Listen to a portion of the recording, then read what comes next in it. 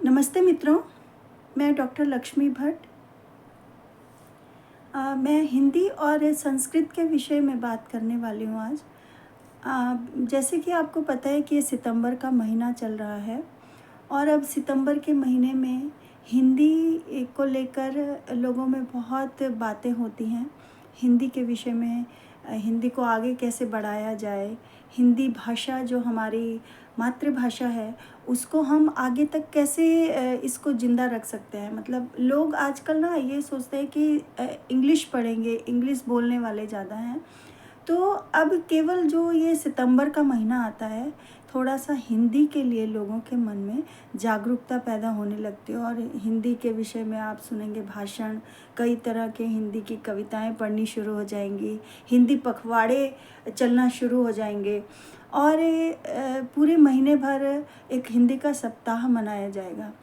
लेकिन मित्रों, मैं एक कड़वी सच्चाई ये बताना चाहती हूँ कि क्या हमारे देश की भाषा, केवल हमारा ही देश ऐसा है जिस देश में अपनी ही भाषा को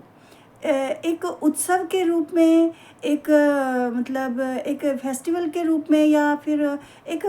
कुछ दिनों के रूप में या कुछ दिवस के रूप में उसको मनाया जाता है, जबकि किसी भी देश में ऐसा नहीं है ना। उनकी जो अपनी भाषा है वो परंपरा के अनुसार चलती आ रही है और भाषा वही जीवित और जागृत और विस्तारित प्रसारित होती है जो भाषा निरंतर बोली जाए। कम से कम अपने देश में, हमारे देश में जो हिंदी हमारी राष्ट्रभाषा है, तो इस हिंदी को हमें मतलब एक पर्टिकुलर दिन के रूप में नहीं मनाना चाहिए, ये हमेशा होनी चाहिए। हमेशा मतलब हमें अधिकाधिक इस भाषा को बोलना चाहिए। जैसे कि मैं वर्तमान समय में देख रही हूँ कि लोग जो है इंग्लिश बोलते हैं और इंग्लिश के पीछे इतना भाग रहे हैं लोग, जबकि वो हमारे देश की भाषा है ही नहीं, हमारी राष्ट्रीय भाषा तो है ही नहीं। पता नहीं कि मतलब दूसरे देश की भाषा है, तो दूसरे देश की भाषा को हम इतना बढ़ावा दे रहे हैं और अपने देश की भाषा को, अपनी भाषा को हम एक त्योहार के रूप में, एक विशेष दिन उसके लिए जब आएगा तभी हम केवल बोलेंगे, ऐसा नहीं होना चाहिए। आज तो हिंदी के विषय में इतनी मतलब मैंने देखा है, स्कूलों में भी मैंने पढ़ाया है और विद्यालय महाविद्यालयों में भी मैंने हिंदी विषय और संस्कृत विषय को लेकर शिक्षा दी है। मैंने देखा है कि क्या है कि जो हिंदी के प्राध्यापक ही हैं, हिंदी के जो शिक्षक हैं, विद्या देने वाले हैं, जो ज्ञान देने वाले हैं हिंदी का, वो जब अपना कोई उनको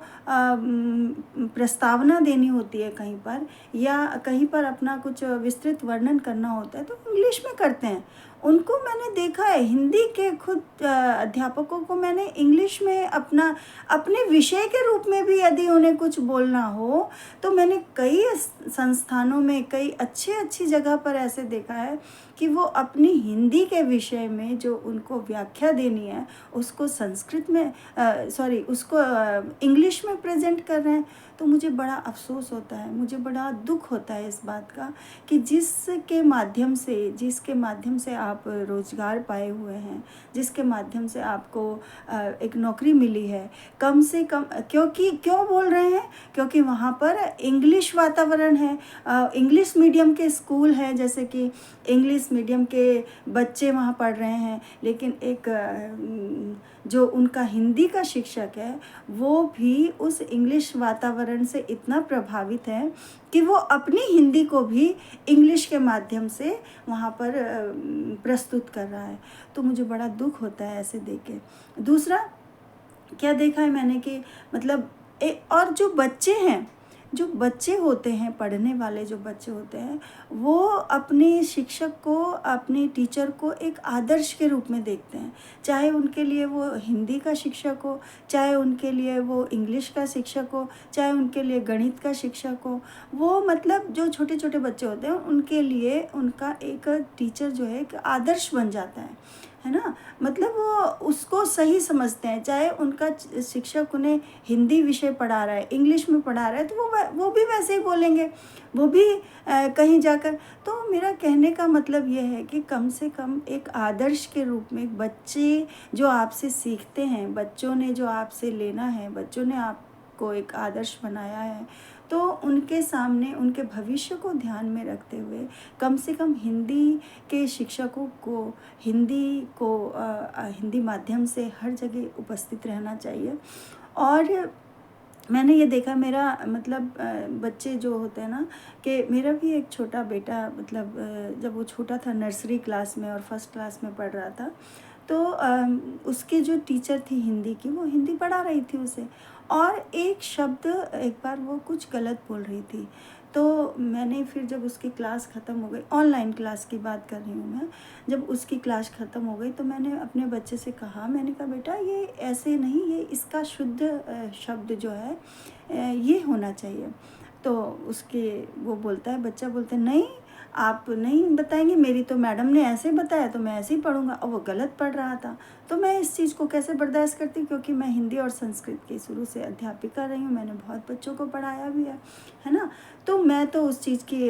मतलब मैंने मुझे मालूम है कि बच्चा गलत बोल रहा है मेरा, लेकिन उसे अपने शिक्षक पर, अपनी अध्यापिका पर मुझसे ज़्यादा उसे अपनी अध्यापिका पर विश्वास है, उसकी अपनी अध्यापिका के प्रति उसकी आस्था थी। तो इस बात को सोचकर वो मेरी बात ना मान के अपनी अध्यापिका की बात मान रहा था। तो जब नहीं उसने सुना, तो मैंने उसकी अध्यापिका से ही बात की, और मैंने उसकी अध्यापिका को ही समझाया कि मतलब आप जब पढ़ाते हैं ना, तो आप थोड़ा सा पहले शुद्धता पर ध्यान दीजिए, अपनी जो आप बोल रहे हैं आप उनको ठीक से समझिए, तब बच्चों को पढ़ाएं। क्योंकि बच्चे जो होते हैं, टीचर उनका एक भगवान के रूप में रहते हैं, वो इतने भोले होते हैं, जो भी टीचर बता रही है, जो भी सिखा रही है, वो उसको ग्रहण करते हैं। तो इसी तरह से मैंने जब शिक्षिका से बात की, तो उन्होंने मेरी बात मानी, और आगे से फिर उन्होंने कहा कि हाँ थोड़ी गलती हो सकती है, क्योंकि वो शिक्षिका ही खुद इंग्लिश मीडियम स्कूल की पढ़ी हुई थी, तो हिंदी की अध्यापिका थी हालांकि, लेकिन वो कह रही थी कि मतलब हमारा बेस इतना अच्छा नहीं था मैडम, आपने हमें बताया, तो हालांकि वो मान गई। और उसके बाद जब वो अपने बच्चों को पढ़ाती थी, तो बहुत अच्छे से बच्चे सीखते हैं। तो मेरा कहने का मतलब ये है आज इस वीडियो को बनाने का, कि हिंदी अब पखवाड़ा चलने वाला है, हिंदी में बहुत सारी बातें होंगी, हिंदी में कविताएं होंगी, कहानियाँ होंगी, सब कुछ होंगे, लेकिन हम अपने घर में जो बच्चे हमारे स्कूलों में हम भेज रहे हैं, स्कूल में जो पढ़ने भेज रहे हैं, इंग्लिश पढ़ा रहे हैं, जितनी भी भाषाएं पढ़ा रहे हैं, कम से कम हिंदी हम बोलते हैं घर में, तो उनका हिंदी का बेस भी आप मजबूत बना के रखें। ऐसा ना हो कि आने वाले समय में हमारे देश की भाषा हमारे बच्चे बोलना भूल जाएं, हमारी राष्ट्रीय भाषा को भूल जाएं, और जब हमारी राष्ट्रीय भाषा को भूल जाएंगे, तो हमारे संस्कार, हमारी परंपराएं, जो हमारी भाषा के माध्यम से ही हमें मिले हैं, हमारे पूर्वजों से हमें मिले हुए हैं, इस भाषा को बोलना बच्चे भूल जाएंगे। इस भाषा को बच्चे इस भाषा के अंतर्गत आने वाली परंपराओं, संस्कृति, सभ्यता सभी बच्चे भूल जाएंगे।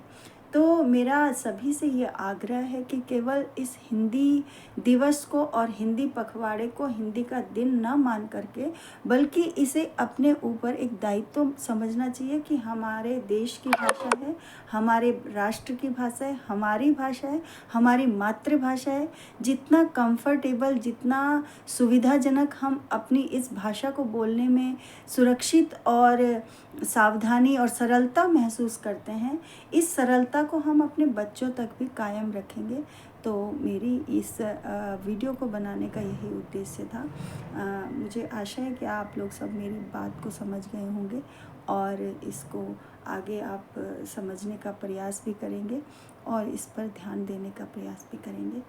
नमस्कार, जय हिंद, जय भारत।